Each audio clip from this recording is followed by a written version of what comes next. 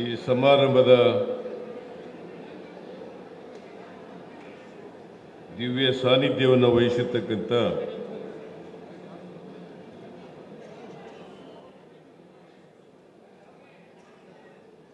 ಇಂಚಿಗೇರಿ ಮಠದ ಸದ್ಗುರು ಸಮರ್ಥ ರೇವಣಸಿದ್ದೇಶ್ವರ ಮಹಾರಾಜರಲ್ಲಿ ನಮಸ್ಕರಿಸಿ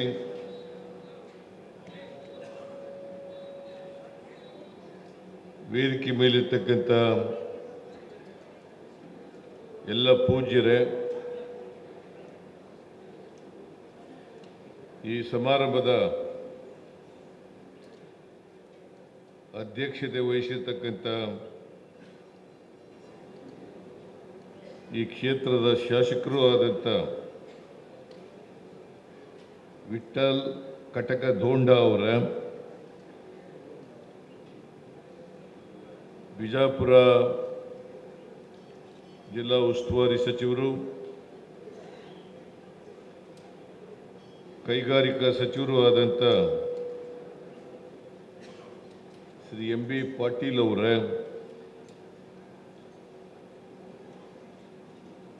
ಇನ್ನೊಬ್ಬರು ಸಚಿವರಾದಂಥ ಮಾನ್ಯ ಶಿವಾನಂದ ಪಾಟೀಲ್ ಅವರ, ಸಚಿವರಾದಂಥ ಆರ್ ಬಿ ತಿಮ್ಮಾಪುರ ಅವರ, ಗ್ಯಾರಂಟಿ ಯೋಜನೆಗಳ ರಾಜ್ಯ ಅಧ್ಯಕ್ಷರಾದಂಥ ಎಚ್ ಎಂ ರೇವಣ್ಣ ಅವರ, ಶಾಸಕರಾದಂಥ ಯಶವಂತರಾಯಗೌಡ ಪಾಟೀಲ್ ಅವರ, ಅಶೋಕ್ ಮನಗೋಳಿ ಅವರ,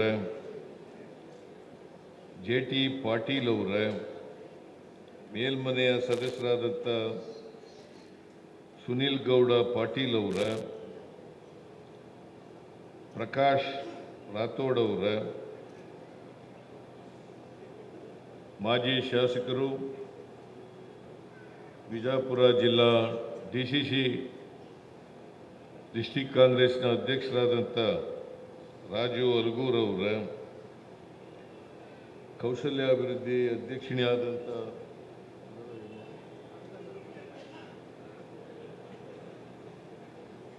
ಕಾಂತಾ ನಾಯ್ಕ್ ಅವರ, ವೇದಿಕೆ ಮೇಲಿರ್ತಕ್ಕಂಥ ಇತರ ಎಲ್ಲ ಆಹ್ವಾನಿತ ಗಣ್ಯರ,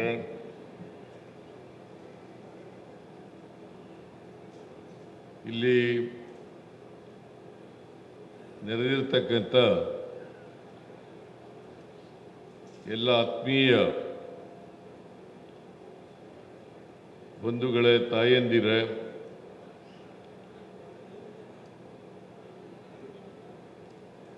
ಮಾಧ್ಯಮದ ಗೆಳೆಯರೇ, ಸ್ವಲ್ಪ ತಡವಾಗಿ ಬಂದೆ, ಕ್ಷಮಿಸಬೇಕು. ನಾನು ಬೆಂಗಳೂರಿಂದ ಬಂದು ಅಲ್ಲಿ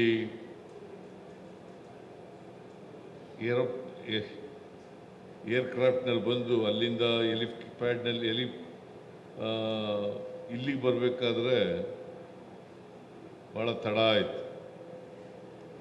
ಹೆಲಿಕಾಪ್ಟರ್ನಲ್ಲಿ ಬಂದು, ಹಾಗಾಗಿ ಇನ್ನೂ ಭಾಳ ಜನ ಮಾತನಾಡಬೇಕಾಗಿತ್ತು.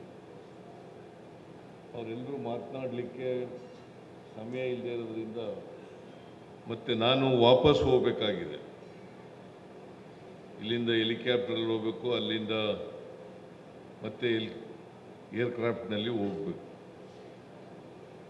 ಸೊ ಹಾಗಾಗಿ ನಾನೇ ಮಾತಾಡ್ತಾ ಇದ್ದೇನೆ. ಈಗಾಗಲೇ ಮಾಧವಾನಂದ ಪ್ರಭುಗಳು ಅವ್ರ ಬಗ್ಗೆ ಮಾತನಾಡಿದಂಥ ಎಲ್ಲರೂ ಕೂಡ ಅನೇಕ ವಿಚಾರಗಳನ್ನು ನಿಮಗೆ ತಿಳಿಸಿದ್ದಾರೆ, ನಿಮಗೂ ಕೂಡ ಗೊತ್ತಿದೆ. ಹೆಚ್ಚಾಗಿ ಇಲ್ಲಿ ಮಾಧವಾನಂದ ಪ್ರಭುಗಳ ಈ ಮಠದ ಇಂಚಿಗೇರಿ ಮಠದ ಭಕ್ತರಾಗಿರೋದ್ರಿಂದ ನಿಮಗೆಲ್ಲ ವಿಚಾರಗಳು ತಿಳ್ಕೊಂಡಿದ್ದೀರಿ ಅಂತಕ್ಕಂಥದ್ದು ನನ್ನ ಭಾವನೆ. ಇವತ್ತು ಮಾಧವಾನಂದ ಪ್ರಭುಗಳ ದೇವಸ್ಥಾನ ಲೋಕಾರ್ಪಣೆ, ಕಳಸಾರೋಹಣ ಹಾಗೂ ಅವರ 44ನೇ ಸ್ಮರಣೋತ್ಸವ, ಇದ್ರ ಜೊತೆಗೆ ಸಂಗೊಳ್ಳಿ ರಾಯಣ್ಣನವರ ಪುತ್ಥಳಿ ಅನಾವರಣ, ಇಷ್ಟು ಕಾರ್ಯಕ್ರಮಗಳನ್ನು ಅತ್ಯಂತ ಭಕ್ತಿಯಿಂದ ಸಂತೋಷದಿಂದ ನೆರವೇರಿಸಿದ್ದೇನೆ ಅಂತಕ್ಕಂಥ ಮಾತುಗಳನ್ನು ತಮಗೆ ತಿಳಿಸಲಿಕ್ಕೆ ಬಯಸ್ತಾ ಇದ್ದೇನೆ.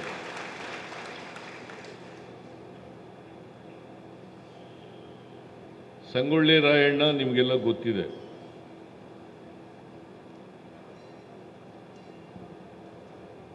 ಸಂಗೊಳ್ಳಿ ರಾಯಣ್ಣವರು ಕಿತ್ತೂರು ಸಂಸ್ಥಾನದಲ್ಲಿ ಸೈನಿಕರಾಗಿದ್ದರು. ಕಿತ್ತೂರು ರಾಣಿ ಚೆನ್ನಮ್ಮ ಅವರ ಬಲಗೈ ಬಂಟರಾಗಿದ್ದರು. ಕಿತ್ತೂರು ರಾಣಿ ಚೆನ್ನಮ್ಮನವರು ಮತ್ತು ಸಂಗೊಳ್ಳಿ ರಾಯಣ್ಣವರು ಇವರ ಮುಂದಾಳತ್ವದಲ್ಲಿ ಬ್ರಿಟಿಷ್ನವರ ವಿರುದ್ಧ ಯುದ್ಧ ಆಗ್ತದೆ. ಒಂದು ಯುದ್ಧದಲ್ಲಿ ಗೆಲ್ತಾರೆ, ಎರಡನೇ ಯುದ್ಧದಲ್ಲಿ ಬ್ರಿಟಿಷ್ನವರು ಅಪಾರವಾದಂಥ ಸೈನ್ಯ ತಗೊಬಂದು ಚೆನ್ನಮ್ಮನವರನ್ನು ಸೆರೆ ಹಿಡಿತಾರೆ. ಸಂಗೊಳ್ಳಿ ರಾಯಣ್ಣವರು ತಪ್ಪಿಸ್ಕೊತಾರೆ. ಅವರು ತಪ್ಪಿಸ್ಕೊಂಡ ಮೇಲೆ ಬ್ರಿಟಿಷ್ನವರ ವಿರುದ್ಧವಾಗಿ ನಿರಂತರವಾಗಿ ಹೋರಾಟವನ್ನು ಮಾಡ್ತಾರೆ. ಬ್ರಿಟಿಷ್ನವ್ರಿಗೆ ಒಂದು ರೀತಿ ಸಿಂಹ ಸ್ವಪ್ನ ಆಗ್ಬಿಟ್ಟಿರ್ತಾರೆ. ಅವ್ರಿಗೆ ಚಳ್ಳೆ ಹಣ್ಣು ತಿನ್ನಿಸ್ತಕ್ಕಂಥ ಕೆಲಸವನ್ನು ಮಾಡ್ತಾರೆ. ಹಾಗಾಗಿ ಕಿತ್ತೂರು ರಾಣಿ ಚೆನ್ನಮ್ಮನವರು ಮತ್ತು ಸಂಗೊಳ್ಳಿ ರಾಯಣ್ಣನವರು ಇವರಿಬ್ಬರೂ ಕೂಡ ಬ್ರಿಟಿಷ್ನವರ ವಿರುದ್ಧ ಹೋರಾಟ ಮಾಡಿ ಹುತಾತ್ಮರಾದಂಥವ್ರು. ಅವರ ಸ್ವಾರ್ಥಕ್ಕೋಸ್ಕರ ಹೋರಾಟ ಮಾಡಲಿಲ್ಲ. ಬ್ರಿಟಿಷ್ನವರು ಈ ದೇಶಕ್ಕೆ ವಲಸೆ ಬಂದವರು, ಇಂಗ್ಲೆಂಡ್ನವರು ಅಲ್ಲಿಂದ ಈ ದೇಶಕ್ಕೆ ಬಂದಿದ್ರು. ಅವರು ವ್ಯಾಪಾರ ಮಾಡಕ್ಕೆ ಬಂದವರು. ವ್ಯಾಪಾರ ಮಾಡಕ್ಕೆ ಬಂದು ಇಲ್ಲೇ ತಿಕಾಣ ಹೂಡಿ ಈ ದೇಶವನ್ನೇ ಆಕ್ರಮಿಸ್ಕೊಬಿಟ್ರು. ಕಾರಣ ಯಾಕಪ್ಪ ಅಂತಂದರೆ ಅವತ್ತೂ ಕೂಡ ಒಂದು ಸಂಸ್ಥಾನ ಇರಲಿಲ್ಲ, ಒಂದು ರಾಜಧಾನಿ ಇರಲಿಲ್ಲ. ಅನೇಕ ರಾಜರುಗಳಿದ್ರು, ಒಬ್ಬ ರಾಜ ಇರಲಿಲ್ಲ. ಸುಮಾರು 500ಕ್ಕೂ ಹೆಚ್ಚು 560 ರಾಜರುಗಳಿದ್ರು. 560 ಸಂಸ್ಥಾನಗಳು, 560 ರಾಜರುಗಳು ಇದ್ದರು. ಒಬ್ರಿಗೊಬ್ರು ಕಂಡ್ರಾಯ್ತಿರ್ಲಿಲ್ಲ. ಯಾರೋ ಬಲಿಷ್ಠರಾದವ್ರಿಗೆ ಮಾತ್ರ ಇವರು ಕಪ್ಪ ಕಾಣಿಕೆ ಕೊಟ್ಕೊಂಡು ಬದುಕಿರ್ತಿದ್ರು ಅಷ್ಟೇ. ಆದರೂ ಒಳಗೆ ಆಯ್ತಿರ್ಲಿಲ್ಲ, ಒಬ್ರಿಗೊಬ್ರಿಗೆ ಆಯ್ತಿರ್ಲಿಲ್ಲ. ಕಾರಣ ಯಾಕಪ್ಪ ಅಂತಂದರೆ ನಮ್ಮ ಜಾತಿ ವ್ಯವಸ್ಥೆ ಇದೆಯಲ್ಲ ಅಷ್ಟರ ಮಟ್ಟಿಗೆ ಪ್ರಬಲವಾಗಿತ್ತು.